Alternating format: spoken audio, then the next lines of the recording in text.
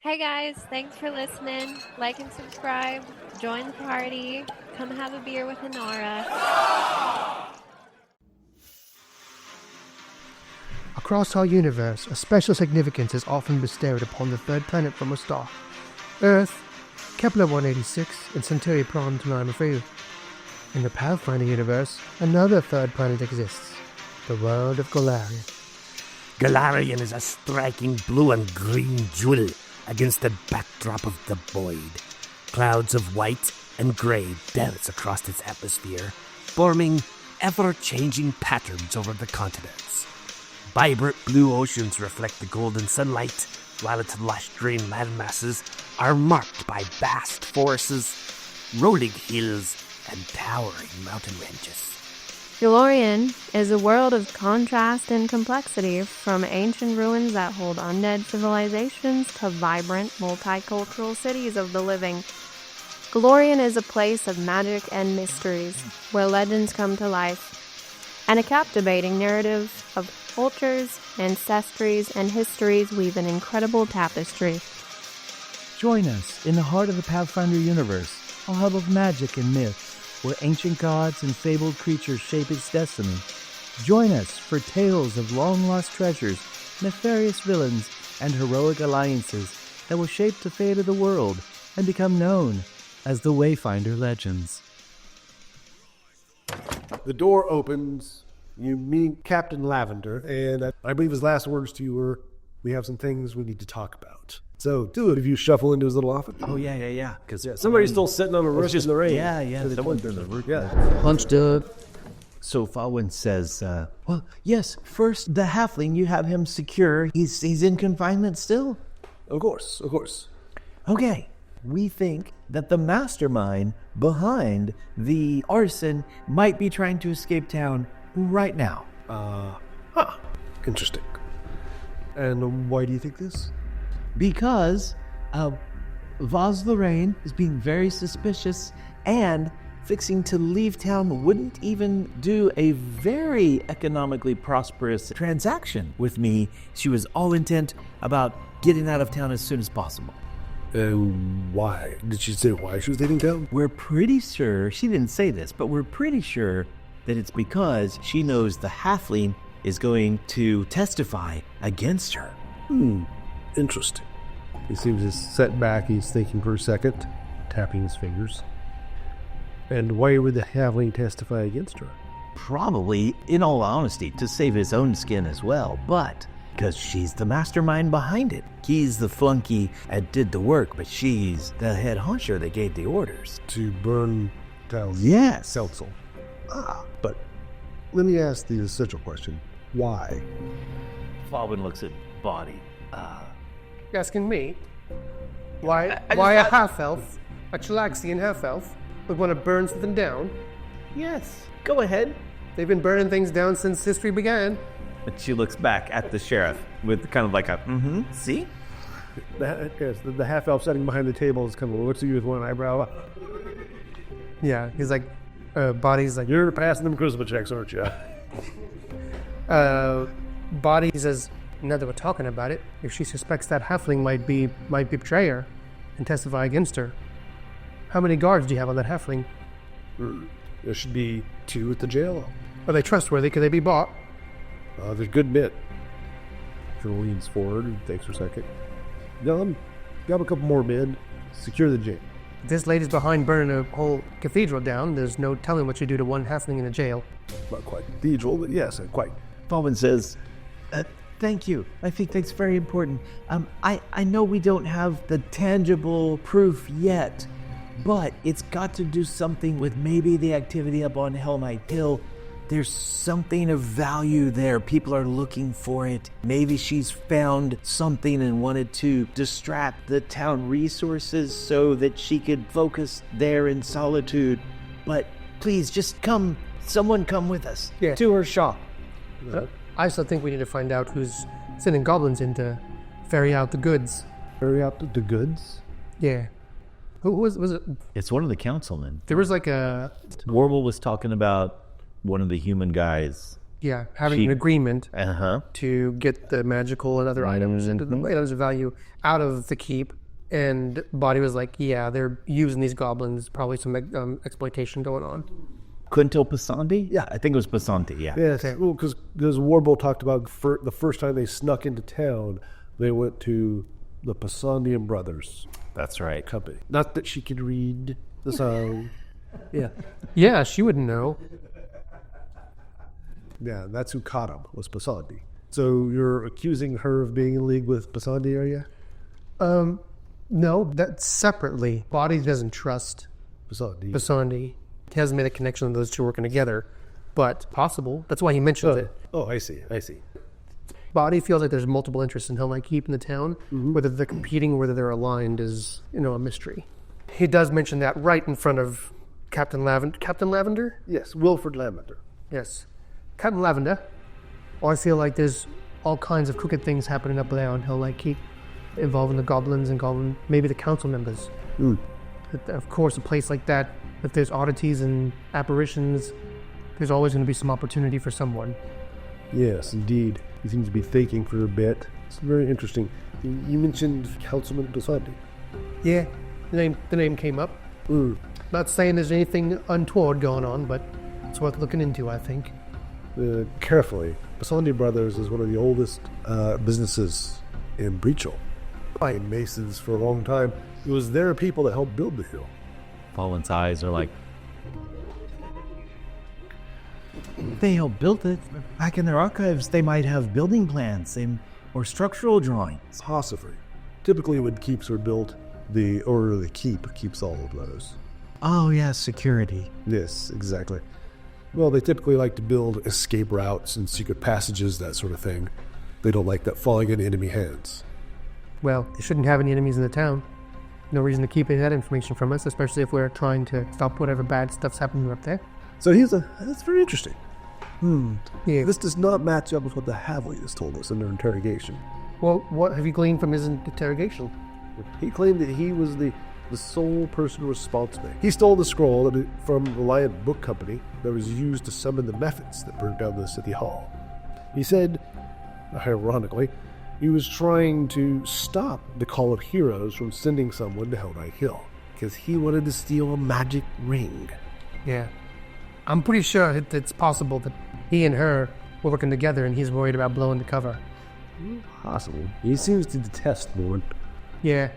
He thinks the halfling doth protest too much. Boddy looks over at Captain Lavender and says, yeah, he may be acting on his own, but I don't think he came about the knowledge on his own. If that's the case, either he stole the knowledge from her and it was her plot to begin with, or they were together on the plot and now he's taking it as his own. But it's worth considering that they both have negative intentions toward whatever's happening. Yeah. Well, he rolled very well in his trying to detect deception in you. So. All right. Well, So you've got to stop it.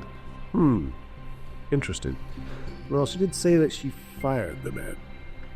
right. And he raises an eyebrow. She goes, how many halflings are free workers in Shalaxian territory?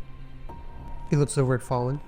Fawin's face, recognizes what he's saying about the well-documented halfling slave trade in Cheliax. They are almost primarily some form of indentured servitude all the way down to just outright Chattel slavery. chattel, terrible ownership slavery, yeah. Yeah. Yes. It was my impression that he was an indentured servant, that she would fire him because things were missing. Seems, Yeah. a very odd decision. He will say that he does make a point to try and get to know all of the vendors and business owners in town, since they patrol their businesses. And she is, not done anything suspicious the entire time that she's been here. And she's been in Breachill for several years. She came in originally as a wandering scholar, selling books, had some money, bought a old business that had been set empty for a while. And generally, though, she just stays away from everyone. Though, as of late, she has been poking around town quite a bit. Yeah. Well, if there's one thing I know, elves have a long vision on things beyond that of hobgoblins and humans. Yeah, he said, yeah. Yeah, And he's a half-elf. He looks right at. He says, So, and the best way to stay hidden is be in plain sight. And the best lie has a bit of truth to it. Indeed. Would you want Fawin to roll any type of diplomacy to see if he will come or send someone to the bookstore? Yeah, go for it. All right. He already sent. Yeah, I told y'all to grab me and secure the prison. So diplomacy is +7, and that makes a total of 18 on the die. Yes. I've always thought it suspicious that a scholar from the Imperial Academy would want to be here of all places. Stands up and says, kind of straightens out his tunic a bit. He says, I've come to appreciate this town, but it's hardly the place that someone from Agorian would choose out of a map. All right, perhaps we should see what's going on here. Right? Yes. I will personally accompany you to ensure that no laws are broken, that this is done as part of an official investigation. Does Fawin realize that Plame is currently sneaking into the place? Probably no. She has nothing. All right, so they're doing this. Let us segue to Plame. Yes, I think we last left Plame sitting on a roof in the rain, kind of hunched down with his pulling his cloak and hood kind of tight as he can, and keeping an eye on both the plaza area and, if possible, the back alleyway behind the bookstore. Okay. And he's going to keep an eye and see if the bookseller actually leaves. Give me a perception check. 4 and 5 is 9. You sit there and stare, and you stare, and you stare, and that's about it. Okay. Mostly you're just getting wet, though, you realize. You said in the last episode that there was like a back room with a balcony. No. There's a front room, and then there appears to be some kind of back room, like around the corner of the door, and stairs that went up to the second level, like an apartment above. Yeah. And did the apartment have like windows or, like I said, a balcony or? There might be some windows, like on the back side or something. Yeah. Plame's gonna try and move cautiously and see if he can look in those windows and see anything on the inside. Give me an athletics check. Athletics? Well, athletics to keep him falling off. Okay, that's a flat 16. Okay, so that'll succeed, and now give me a stealth check, keep me in the scene. Natural 20. So that would be a 28. He slips down the wall quite easily. He's just kind of hanging by one hand, kind of lowers himself down so he's looking through the window, and the room is set and empty. And you can see there's like looks like you're looking at like a little bedroom. You can see that the closet set and open, and the wardrobe set and open, and several sets of clothes have been pulled out. You can see there's some drawers that opened. There's some books and things that have been tossed about. Looks like someone went through the room pretty fast. Do the windows, are they just like the wooden shuttered windows, or are they glass windows? That are glass window with wooden shutters closed over them beside the letter. All right, well, Plane's going to go and drop down to the street level behind, like where the back exit would be. Yeah. And he's going to, since it's raining and maybe muddy in that alley, I don't know, but he's going to see if he can see it that looks like anyone's left that doorway in near. Which one? The back door. Okay. Yeah. Give me a perception check. That was a 14. It was a 9 and 5. Yeah, 14. Yeah, there's a couple of boot prints. There. Well, I'm not the tracker, but does I see which way they're going off? Yeah, it looks like they went northwest, because there's a gate in the northwest corner of the town. There's a gate on the east side of town, and there's one on the southwest, like a triangle there. They're heading toward that northwest gate. All right. I guess Plame will see if he can't pick up her trail. He's going to still continue to try to be stealthy, but he's just going to stay street level and kind of head toward that gate. Okay. And see if he sees her. 12 plus 5 is 17 for perception. No, you do not see her. Okay. I guess then he'll kind of, after checking around, making sure he doesn't know where she went, he's going to go back to the alleyway and back to the back door and He's going to just take a peek at it and see if it looks like it might be trapped or in some way alarmed. Yeah, it does appear to be locked. But you want to check for traps? Yes, my thievery is a +8 for check for device, and I'm a trap finder, so that gives me a +1 circumstance bonus to perception checks to find the trap, and AC against attacks made by traps, and saves against traps. All are +1. This might be trapped. So, all right, he's thinking about it. He looks, and can he check? Does he have a way of trying to determine what the trap might be? Is it like a magic trap, or does it look more like, is he thinking it's a poison needle, or... You're not sure. You just have like a feelings of bad juju. Like something's not right about this door. Now, does your trap finding feat skill, does it then give you a chance to try to disarm it, or do you actually find it first? I would assume I'd have to find out what it is before I'm getting the tingles, but, you know. Like detect the trap first, and then you can disarm it. Current That's situation. the way I would think it would be. And if it's magical, I don't know that Plame would necessarily be able to disable or, neutralize that. Yeah. So he is going to take it cautious, but he also wants to go around. It's still raining, right? Mm-hmm. Are there very many people out in the plaza? No, not too many because of the rain. Yeah, he's going to kind of move nice and quietly around the edge of the building and check the front door. Okay. That is a 19 for my stealth +8. So I think I was stealthy. And he's going to check for traps, which you said you rolled for. I rolled. And you did not find any traps. No traps found. All right. Well, he's going to big flock. Surreptitiously. Surreptitiously. That's 2. Plus 8, it's 10. Don't think I had any other feats to add to that, so it would be a 10. All right. For a bit of fun with it, it's still locked. Okay. Well, he circled back around the alley. Okay. He's going to climb up and check out the windows and see if there's any way in through there. Also check those for traps. Alrighty. Yeah, I assume you use your, what's it called? Assurance. Or athletics call. Yeah, it's flat 16. Yeah, no traps on that, but it is locked. All right, you see if I can pick that one. Or 24? 24. Okay. Yeah, doors are just hard. Well, people think about the doors. A lot of times they don't think about the second floor windows.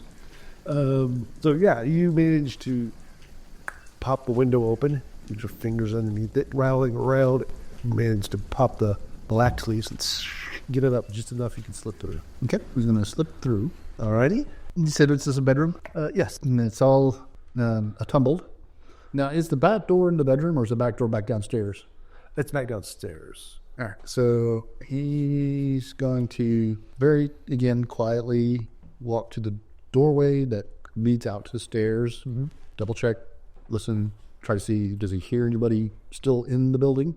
He's assuming not. What's your bonus on perception? Perception is +5. Okay, so no, you don't hear anybody. All right, so he's going to quietly move down the stairs. Now, keep in mind, I get a chance to check for traps, even if I'm not actively looking at you. So he's going to come down the stairs. Okay, down at the bottom of the stairs, a little doorway leading into the main room, and another one on the side that says staff only. All right, he's going to look at that door. Is it closed? Yes. Is it locked? No, it is unlocked. Okay, he's going to check for traps real quick. Alrighty. You don't see a trap. Okay, he's going to cautiously open that door. Okay. Did he hear anything as he opened it? Yep. What's your armor class now? 19. If it's a trap attacking me, it's a 20. Ooh. It's going to be a 27. So yeah. As you step in, a spike catches you right in the side. Oh no! Dang it! For a lot of damage. Those spikes are nasty. Mm-hmm. How many hit points do you have now? 27 currently. Not anymore. I'll give about 19 less. Wow! Wowzer. We're at 8 points. Yep. All right, he's going to take a moment and unspear himself and grumble a little bit. But the door's open now, I assume. Does anything else seem to have been awaking or triggered? There's no guard dogs or anything like that I'm hearing. Nope. Okay. There's kind of a dripping sound, but then you realize that's from you. Yeah. All right, so the staff only room, he's going to kind of limp in there and take a peek around. Do you see any more traps? No, you do not find any more traps. He's going to look around, and what does he see? It is full of other books. You notice these bookshelves, though, have doors on them that have been closed and locked. Yeah, and I can see the back door now? Yes. It's a chance for more traps to kill yourself. That's right. He wants to check for traps from the inside of the back door, see if it's easier to find them then. Okay. Close enough. Yeah, you don't find any traps. Completely safe. Yeah, he's going to take, again, the way of caution, and he's just going to go to the front door and see if he can open it from the inside. Okay. Yeah, well, you have to unlock it, but yeah. Yeah. But there's just like a slide lock, so I don't have to pick it. Yeah, it's a bolt. So he'll open that bolt. In this amount of time, have they finished up with the captain? And Yeah, they should be on their way about now. okay. So I think Plame's going to have a little sit down. You guys come walking up, and the door is setting open. Plame sitting on the threshold with his legs out, kind of leaned back against the doorpost, going, gasping breath. And you see that side of his cloak is all red. Boddy, Yep. he's hurt. While he rushes over, and he says, "Did someone do this to you?" And Plame goes, no, I just apparently found the trap.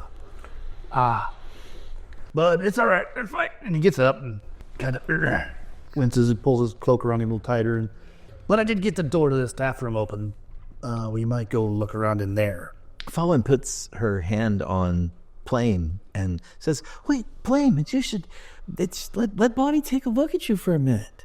Time is of the essence. I didn't see her leave, but I saw the tracks where she had gone out the back door. And I could not find her, but she was heading toward the south gate. So I think we need to worry about figuring out what's going on first, and we'll worry about healing later. Yeah, I'll look at him in a bit. Okay. Let's catch this gal first. Brook keeps forgetting it takes 10 minutes. Yep. Well, We have a surprise. at level 2, I did take a feat called Battle Medicine, where I can do a quick heal in for one action. But it's once per day per person. So I kind of want to save it till we're actually in combat. Gotcha. So That's why he asked, did someone do this to you? Because if it was, he'd like, goop, throw a patch on it. But Okay. So Plame will kind of stand up. Like I said, he's going to pull his cloak a little tighter around him, and he said, Mind the giant spike there. into the staff room. Well, the door has closed. It seems to be weighted. It was to come closed. No. so it's like swings shut. It swings shut. The door that was trapped. And he didn't disable it. Sure. Can I borrow your staff? What? Yeah, okay. Nice. You've got the elves, the mage, the head of the. That's a good idea. Plame, Boddy reminds Plame of that. Plame's like, oh, yeah, I completely forgot. Let me see. How does that work again? He grabs hold of a hand to his shirt and points to the doorknob and says, twist, and then push Okay. from about 8 feet away. Yeah. It swings open easily, and then these spikes go 3 of them. And then they immediately pop back. Boddy's eyes squint and says, "Is that what got you?" It's hard to remember sometimes. The blood loss is pretty bad. Is there blood on the spikes? Oh, yeah. Like he Bloody spikes. 2 is a 3. Oh, Yeah, a little bit taller, but got your head. Once the door's open, the spikes retract back. Plame's going to walk in the room, and he's going to examine this spike trap, see if there's a way to disable it. Righty. Yeah, theory. Do I roll this one or you? You did. 17. So 18, because of the +1 for traps. Oh, right. Nope. Like, I haven't quite figured out how to disable it. All right, so Plame's going to reach into his squirrel of crossbow bolts and pull out a bolt, and he's going to spike the door so that it doesn't close. One spike to another. Fair enough. Alrighty. So do y'all come in? I think so. Yeah. Plame will say, I was in here briefly, but I wanted to get the front door open for you all, so I haven't had a chance to really look. Maybe Boddy can do that magic thing he does. Right. Body detects magic. Pulse of detect magic goes out. What a fun. Alrighty. Some of these things that are in the locked up the bookcase with the big locked doors on it, yeah, there's some magic in there. All right. Body says, "Yeah, I get general sense of magic from this area over here." So Plame will go and take a peek at the lock, and he'll check for traps and see if there's... Alrighty. Don't get killed. I didn't say I was going to open. I'm just checking. Smart. Okay, what's your bonus? 9. That's pretty good. Okay, yeah. Yeah, this one's definitely trapped. No. So he will attempt to disarm this trap. They roll for it. Third thievery. Don't die. Come on, big buddy. 19. Yeah, there's a poison needle in the handle. Take out a dagger and just cut that off. Nice. Then we'll see if we can't get this thing up. Yep. Thievery again to see if you can open the lock. Natural 20. But he cuts off the little needle. It just pops open. By the way, Plame, there's some kind of officious-looking half-elf in chainmail who's standing behind you right now, staring down at you. Hello, officer. I was wondering if he had made his way into the building yet. I was just looking to see if there were any clues about where the shopkeeper ran off to. Excellent work, Plame. This is our compatriot, Plame. Captain Lavender. He kind of nods because I had hoped so. A 16 plus 7 diplomacy, so 23. Look, when you tell the truth, it's nice, so... Yeah, he actually believes you. Fallon will start looking around as well to see, like, if there's a desk or if there's materials laying on the desk or anything that looks like business records, things like that. Plame will turn to the captain and say, I better check the rest of these doors so that no one accidentally gets hurt. Yeah. That's excellent thinking. 16 deception. What languages do you speak, Fallon? Fallon knows Common, Elven, Draconic, Dwarven, and Infernal. Ah, okay. Yeah, well, the Dwarven explains with Glim Tanglebeard, right? You can understand it. There you go. So you dig around, and you find a few different things. There's a book on the town's history with a lot of commentary scribbled in the margins. It tells the story of how the original people who founded Breach were lost in the woods with no memory of how they got there or who they were. And that they were found by Lament Breachton, the wizard, right? Who helped them, he saved them, helped them build this village here on the edge of the creek. Yeah, some stuff Fallon already knew. Yeah, and she's scribbled a lot of little comments in common, like, what kind of moron wanders into the woods? Yeah, this is suspicious as hell, you know. Fallon will set that to the side for later. Okay. Roll me a perception check as you're searching. Okay. Perception all by itself, that's only an 11. You will find a little book. Looks like in front of it, one corner has doodled, looks like a mask with one eye. Inside, you see names of prominent people. You see each of the city council members are on there. Under one of them is scribbled some numbers, better like added up. There seems to be the names of several shop owners, prominent merchants in town. The things scribbled underneath, are they like factual things, opinionated things? Can I tell? There seems to be a mix of things. Some of it's like what they own. Other things are, were seen in this location at this time. Rumors, had an affair with such and such, you know. Oh. Someone's making a list of dirt. Fallon, this is very interesting to her as well. She kind of tucks that under one arm. Yeah. And then continues to look to see if any of the books have this same mask symbol on them. Roll me a perception check. That is a modified 15. You don't find any others. Okay. What kind of knowledge skills do we have in the party here? Plame has occultism and fortune telling. Alrighty. What about you, Fallon? And knowledge-wise, Fallon has Arcana and a little bit of medicine and nature, occultism, society, and then she has some academia lore and some fortune-telling lore. Okay. Body has lore underworld, knowledge arcana, society, and survival. Alrighty. If you have occultism, you can make a check to recognize that symbol. There we go. What'd you get? Natural 20. Yeah. For 28. I got half of that. The two.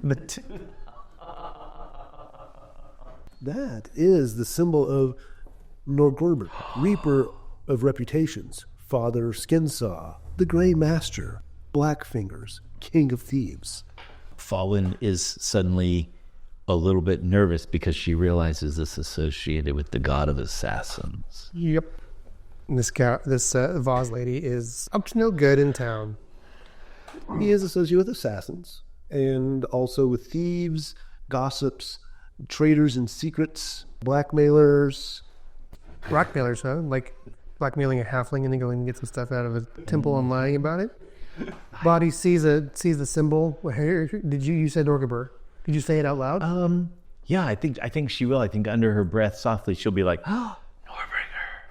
And so Boddy looks at Captain Lavender, the knowing nod. His eyes a little squinty, his ears relaxed. Okay, he has no idea what that is. What?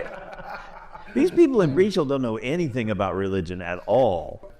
Captain Lavender. You know what that symbol means, right? Yeah, I don't know what it is. I know it's not good, though. Yeah, he's up to no good. And Boddy says, "Can I look at that book?" Yeah. Hands it over.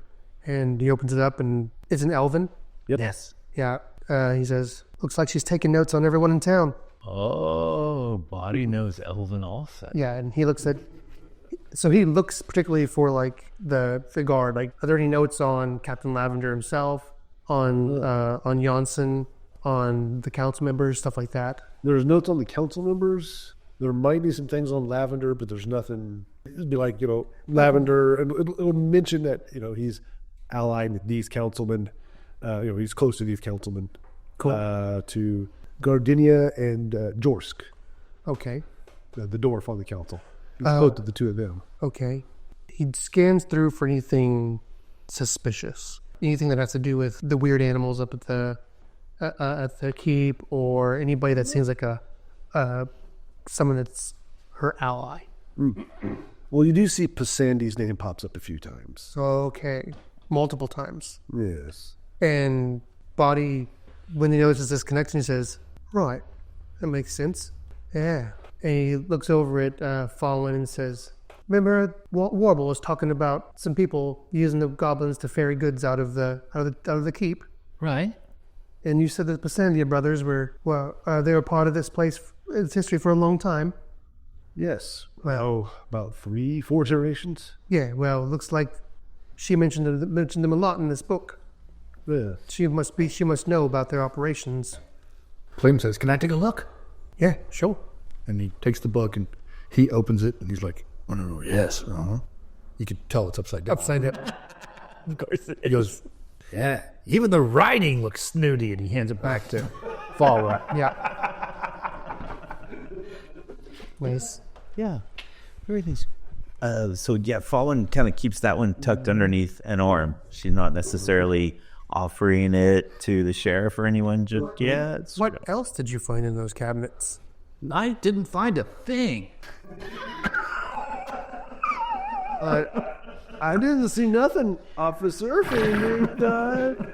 Because when I opened it, there was this nice policeman here to search it for us. Fawin sees this interaction, and Fawin looks at the sheriff and goes, Captain Lavender, come look at me with this book real quick. Right? So it distracts him. The counter will be easier for us to see. Come here. And steps outside of the other room to the counter and starts looking through the book closely with Captain Lavender. Now that you do that, as you step away, Boddy casts with magic again to see if magic traveled with that book. It did not. Yeah. Though that cabinet does have stuff in it. Okay. "No, kind of stuff." Oh, it's got some scrolls and some books and fun things like that. Scrolls. So yeah, Plame will let Boddy look at those. Cool. I'm assuming it's easier for him to reach anyway. How many scrolls?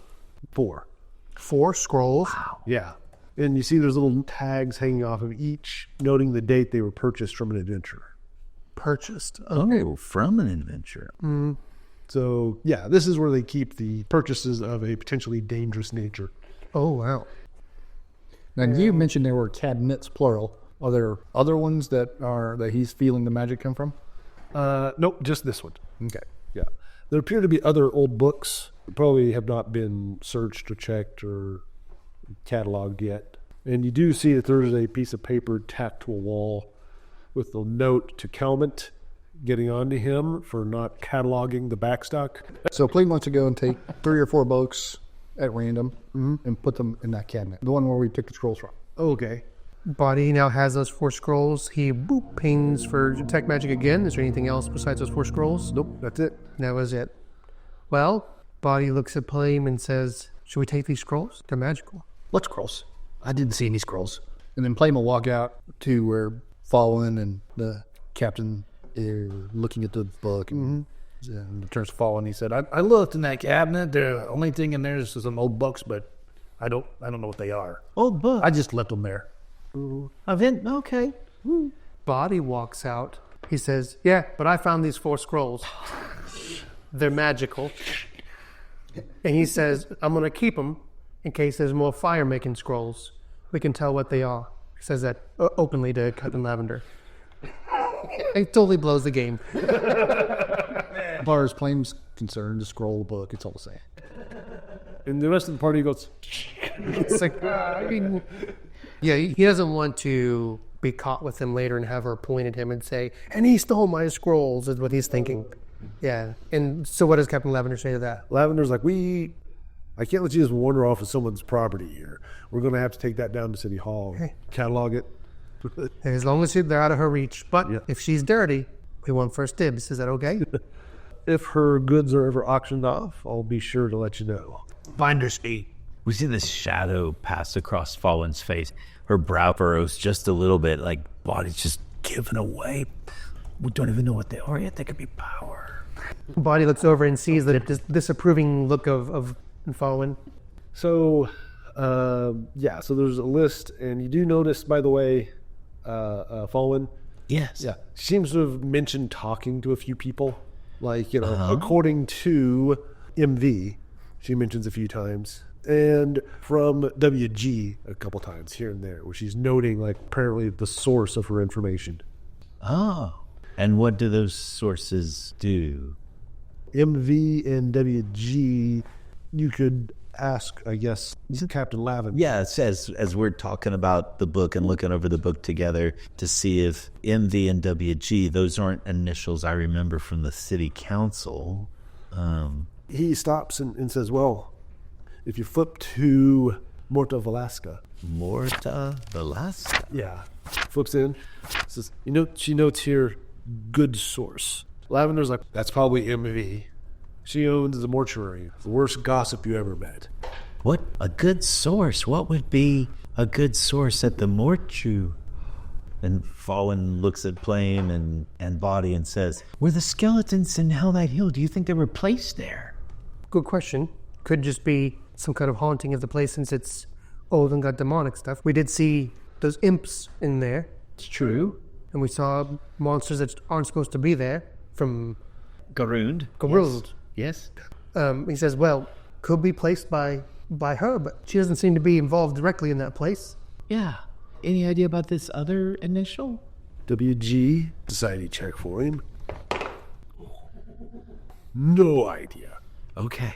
It could be his initials. He wouldn't know. So she mentions them, and give me a society check. All righty. Oh, that one was not as great. It's a 12. I'll make it vague then. She seems to be interested in what people think of Passandi. And she does mention, scribbled in the margins, just doesn't know Alceta. Oh, and that, of course, sparks Fawin's memory, too. Yeah. The margins on the page about Passandi. Okay, so Passandi does not know Alceta. Yeah. So whatever his machinations are, it's probably just for profit, not for whatever this ulterior motive she has is. Passandi, as you mentioned, Boddy, when you were looking through, Passandi's name comes up several times. Yeah. There's a very clear connection where it says Passandi doesn't know Alceta. Remember the halfling looking for the ring? That ring?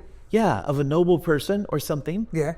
Yeah. So he flips through the book looking to see if there's anything else about Alceta. Okay. Like an entry for Alceta. There isn't an entry for Alceta. Okay. While Fawin's doing that, Boddy says, Plame, while she's looking through that, mind if I check your wound? And, Plame kind of smiles and it's like, it's not that bad. I might just go back to the inn and have a drink. He's oozing down his pants. Boddy puts one ear up and says, it's no trouble. We got time. It's okay. I'm fine. And he walks out, a little bit of a limp, sticks out the door. And just scuffles away. Dragging one dead leg behind Does not want the hobgoblin to touch him. Yeah. He's got hang-ups about Hobgoblin. Can't blame him. Flame's going to make his way back to the tavern. Okay. Is that dwarf cleric still there? He's going to go sit down next to him and strike up a conversation. Plane just like bugs out? Yeah. Wow. He looks over and just, you had a rough day. You could use a drink, lad. Kind of stumbled into a doorway here. Oh, that happened Yes. a time or two. Did I ever tell you what happened to me up in the mountains? Oh, that's a horrid tale. I would like to hear it. Flame is kind of He interesting. just walks around behind the bar and fills 2 flagons. Come back over, set back down. Hand one to you. Yep, so Flame was just been while they're finishing up because it's books. Books, exactly. It makes perfect sense. He doesn't Inara care. is still asleep upstairs, so let you sit and drink with this dwarf for a while. Okay. Out of curiosity, does the drink see him do anything? Yeah, it takes 6 points of healing. Well, after flipping through the Norberger secret connections book, Yeah, it's Norgorber, and you know about him because you've overheard your mom talking about his followers on multiple occasions. yeah, She apparently hunted down quite a few of them back in the day. evil men. Mm-hmm.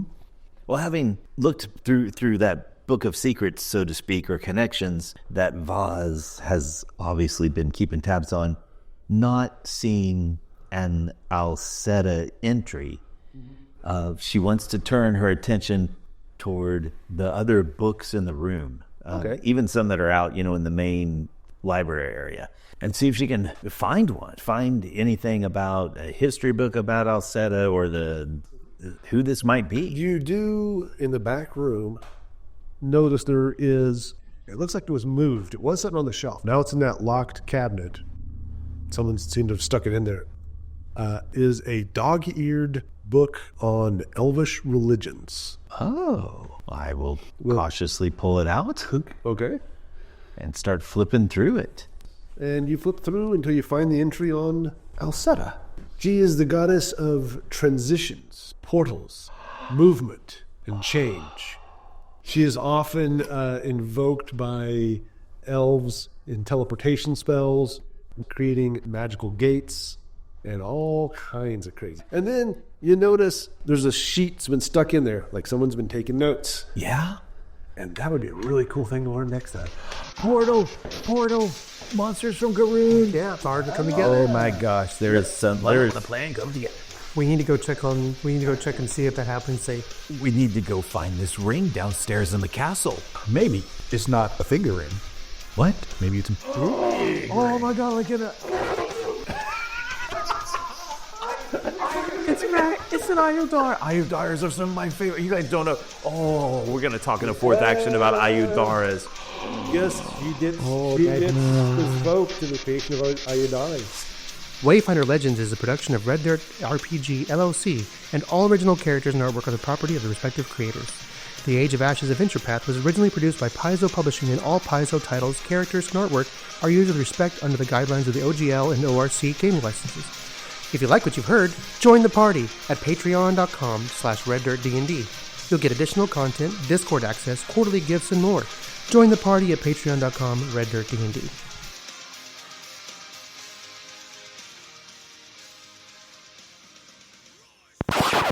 What was it? What was it? Town Hall. It was just a town hall / church, but yeah. Whatever. Way to make them feel good. Nicely done. You humans and your fancy buildings with the roofs. Oh, it reminds me of that dude from The Last Starfighter. You're in a mobile cave. What was that guy's name I loved in so much? Grim. No URG break. Yeah. Yeah. I need to watch that movie again. Maybe back in their archives have lesson plans. Lesson plans. Yes, they might have The lesson teacher plans. came The out. teacher came out. Yeah. Can we reclaim the poison dart? And If you want. yeah, body lick it. I mean, we could use it to stab somebody with the poison.